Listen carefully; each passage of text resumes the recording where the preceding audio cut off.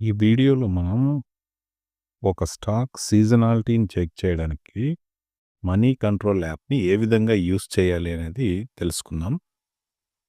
Seasonality అంటే past డేటాను చూసి సపోజ్ ఇప్పుడు మనం ఫిబ్రవరి నెలలో ఉన్నాము. ఫిబ్రవరి నెలలో ఒక పర్టిక్యులర్ స్టాకు పాస్ట్‌లో ఎలా పెర్ఫార్మ్ చేసింది? అసలు పాజిటివ్ రిటర్న్స్ ఇచ్చిందా? నెగెటివ్ రిటర్న్స్ ఇచ్చిందా? అనేది తెలుస్తుందనమాట. దాన్ని బట్టి మనం ఏదైనా స్టాక్ కొనేటప్పుడు ఏ నెలలో కొంటున్నామని చూసుకొని కొంటే కొంత ఎక్కువ రిటర్న్స్ వచ్చే అవకాశం ఉంది.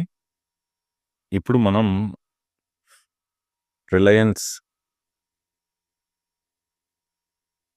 స్టాక్ చూద్దాం. సో, ఇట్లా రిలయన్స్ అనేది చూస్తేనే ఇక్కడ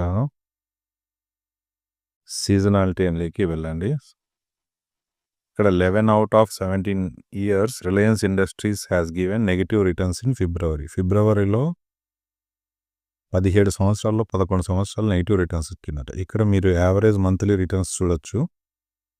సో, ఇక్కడ మీరు చూస్తే యావరేజ్ మంత్లీ రిటర్న్స్ ఉంటాయన్నమాట. 2025లో రిటర్న్స్ ఇవి. సో, ఇట్లా మీరు కిందికి స్వైప్ చేసుకుంటూ వెళ్తే